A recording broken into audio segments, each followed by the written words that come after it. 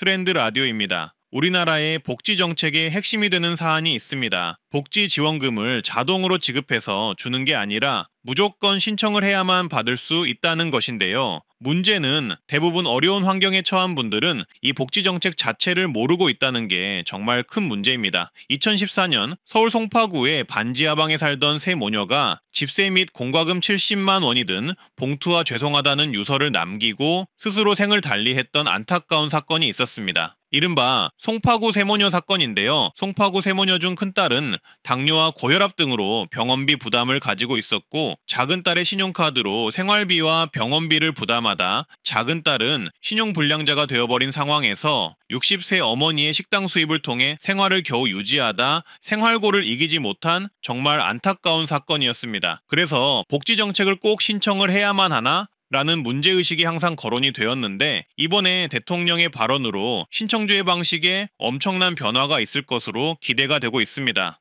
현재 이재명 대통령의 발언으로 엄청난 이슈가 되고 있는 사안이 있는데요. 바로 복지정책 자동지급 검토를 지시한 것인데요. 현재 한국 복지정책의 경우 신청주의가 원칙입니다. 쉽게 말해 신청을 안 하면 절대 못 받는다는 것이죠. 하지만 송파구 세모녀 사건 등 복지 사각지대는 계속 발생하고, 이러한 점을 파악한 대통령이 신청해야 주는 것은 매우 잔인한 제도라는 점을 지적했습니다. 따라서 이재명 대통령의 해당 국무회의 발언, 실제 회의 내용 보면서 내용 정리를 해드리고요. 현재 지금 당장 정부 복지 정책을 몰라서 신청을 못하는 문제를 조금이나마 해결할 수 있는 내가 받을 정부 정책을 자동으로 알려주는 정부 서비스도 알려드리겠습니다. 그 지방에는 지금 보조금 반납금이 매년 몇백억씩 주원금으로 반납을 하거든요. 그중에 많은 부분이 복지 예산입니다. 이게 이 신청주의 때문입니다. 그래서 자동지급제로 전환을 하면 그런 분 많이 없을 것 같습니다. 안 그래도 이건 딴 얘기긴 한데, 정창수 소장 말씀하신 대로 저도 그 생각을 지금 하고 있다, 지금 얘기를 안 하고, 못하고 있는 중인데, 신청주의, 그것도 매우 잔인한 제도 아닌가요? 그냥 대상자가 되면 당연히 지급하고 최선을 다해서 못 받는 건 할 수 없지만, 신청 안 했다고 안 주고 이러니까, 지원 못 받아서 죽고 그러는 거잖아요, 그죠? 근데 예산실장님, 그건 어떠세요? 정부 입장에서, 제일 정부 입장에 좀 가까울 것 같아서. 복지부도 와 있습니다. 복지부 정책기획관. 복지부에 제일 많죠, 그게. 예, 신청주의, 이건 약간 벗어난 얘기긴 한데, 신청주의로 하지 말고 자동 지급하는 제도로 바꾸면 정부 지출이 늘어날까 봐 그런 건가요? 아니면 지출의 문제는 아닐 거고요. 지금 이제 법상으로는 대부분 신청을 기본으로 하고, 직권으로도 이제 보호의 필요성이 있거나 복지 수요의 대상이 되면 직권으로 보호하도록 법상은 되어 있습니다. 근데 직권으로 보호할 때도 대상자에 대한 내가 보호를 받겠다라는 동의 절차가 법상 필요하기 때문에 사실상 수혜를 거부하는데 왜 강제로 주냐 그럴까 봐 그런 거예요? 그러니까 법상 절차입니다. 이제 근데 그러니까 법만 바꾸면 아무 문제가 없는 거예요? 그거는 이제 본인이 복지 수혜에 원하는지 아는지는 확인하는 절차는 좀 필요할 것 같은데, 그게 사실상 아까 말씀 주신 자동 신청의 걸림돌로 걸리는 경우가 있어서 나는 안 받을래는데 왜 줄라 그러냐? 뭐 그럴까 봐 그런 거예요? 그건 아닐 것 같은데? 꼭 반납하면 되지 뭐 싫으면. 예. 그렇기 때문에 이제 그런 제도적인 이제 법률적인 요건에도 불구하고 이제 저희 쪽에서는 한 분기별로 한 20만 정도 복지 수요가 있거나 위기에 아니, 이제 그 얘기하는 거 아니에요. 그게 아니고 각종 복지 정책이든 어쨌든 뭐 정부가 국민들을 위해서 뭔가 지출을 할 때 대상자가 정해지잖아요. 신청하면 줄 대상자가 정해지는데 그걸 왜 굳이 신청 제도로 운영하냐고 말이에요. 어차피 우리 요즘은 정보화 사회라서 다 알고 있잖아요. 그러면 쫙 지급해주고 굳이 안 받겠다는 사람은 반납하고 그러면 되는데 왜 신청을 굳이 하게 해가지고 행정력을 낭비하냐고 말이죠. 저는 그 생각이 들더라고요. 이게 이제 하긴 하는데 신청을 안 하는 사람만큼 재정이 절감이 되니까 그걸 노린 게 아닌가. 그건 아니에요? 진짜로? 제가 제도 설계에 있어서 재정 절약을 염두에 두고 그걸 하지는 않는 거고. 그러면 자동 지급으로 바꾸는데 실질적 제약은 없는 거예요? 지금도 이제 복지 지갑이라고 해서 아니, 자꾸 얘기하지 말고. 저 제도 자체 근본적으로 다르잖아요. 당연히 지급하는 거하고 신청하면 지급하는 거, 그건 다른 거지. 그거를 보완하는 건 또 다른 문제고, 지금 제가 드리는 말씀은, 지금 정창수 소장 말씀 똑같잖아요. 신청하면 주는 게 아니고, 그걸 신청주의라고 그러잖아요. 자동 지급으로 대상자가 당연히 준다. 가 왜 안 되냐고 말이죠. 그거는 사업마다 좀 차이가 있습니다. 이제 기초수급 대상자라든지 이미 그 복지 시스템에 포착이 돼 있는 사람들은 리스트가 있기 때문에 요번에 우리 그 소비 쿠폰 할 때도 이런 분들은 이미 다 명단이 있지 않습니까? 그런 경우에는 그냥 바로 자동으로 지급할 수 있고요. 다만 프로그램에 따라서 중위소득 60, 70 이렇게 되는 경우에는 거기에 해당하는 사람이 누군지 현재 데이터가 없습니다. 아니, 그러니까 그런 분들은 이제 신청을 받아서 하는. 그래도 그게 이념이라고 하는 게 있잖아요. 자동으로 지급하는데 확인이 안 돼서 못 줄 뿐이지, 확인을 본인이 해주면 더 빨리 되겠지만, 행정기관이 자동 지급이면 당연히 확인 조사할 책임이 생기잖아요. 그죠?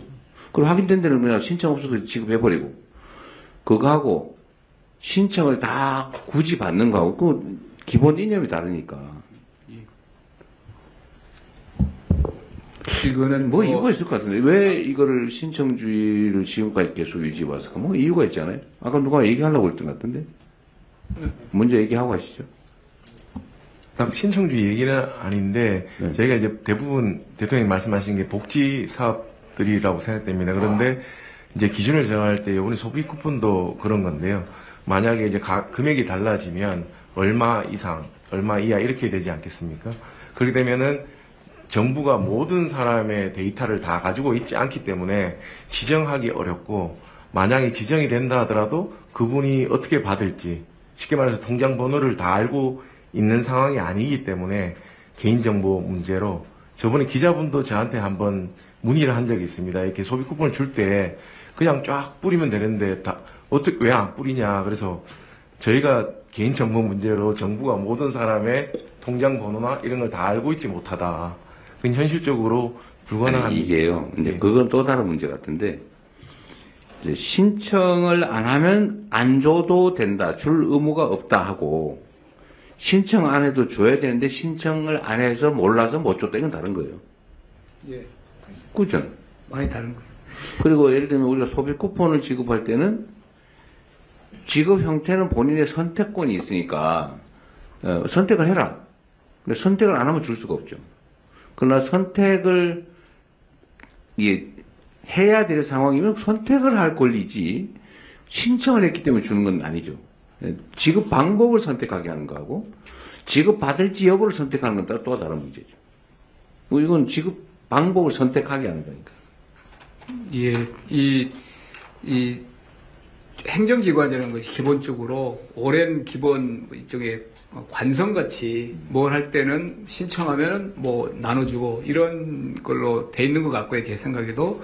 근데 일종의 이층 책임 비슷하게 이 복지는 여기 보호가 필요한 사람에게 정부가 주는 건데, 이제 우리가 아까 말한 대로 정작 그 제도 안에 포섭 안 된 사람들이 많은 사람들 우리가 찾기가 힘들잖아요. 그래서 기본적으로 찾고 지급하는 노력을 정부가 기본적으로 지고, 특별하게 본인이 어떤 옵트아웃 같이 내가 거절하는 그런 특별한 사정이 있으면 지급을 안 하는 것으로 하면 이건 사실 굉장한 대전환이잖아요. 이 그렇죠. 복지 제도에. 그래서 이 분야 복지 제도는 디폴트가 지급이고 정부가 알아서, 그리고 특별한 경우에는 본인이 원하는 경우에만 안 하는 걸로 아주 사실 말씀하신 대로 철학 자체가 다른 건데, 그렇죠. 그런 식으로 이 부처하고 저희가 검토를 네, 했습니다.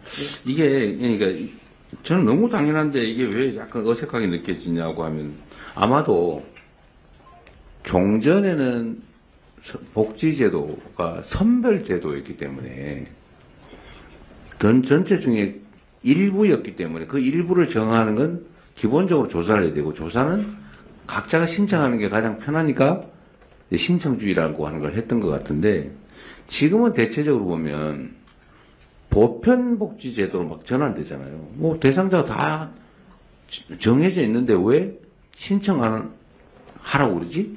라는 의문이 생긴 것 같아요. 그러니까 지금 우리 실장님 말씀처럼 신청주의를 유지할 부분도 있는데 지금 기본적으로 신청이고 신청 안 하면 대상자임에도 불구하고 안 주고 신청을 권고해야 되고 이 상태인데 만약에 이거를 그 신청주의가 아니라 이게 뭐라 했지? 뭐 반대견이 뭐예요?